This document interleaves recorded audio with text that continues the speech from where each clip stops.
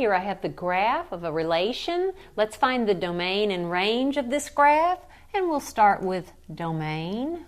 Remember, domain means x values, so we ask ourselves, how far left and how far right does this graph extend?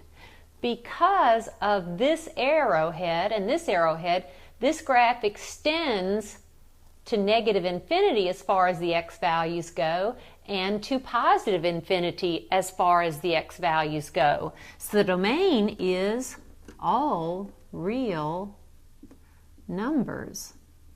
All real numbers will be x values. And now let's think of range. And for range, we think of y values. So how far down does this graph extend? How far up does it extend? Well, notice the lowest point is the origin with coordinates 0, 0, which means the smallest y value is 0, and then it extends indefinitely forever toward positive infinity. So for range, we have y values greater than or equal to 0. That's the range.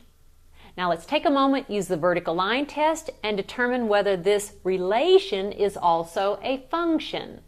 By the vertical line test, can you see that every single vertical line I could possibly draw would cut the graph at most once? In fact, it would cut the graph once. So that means that, yes, this is a function by the vertical line test.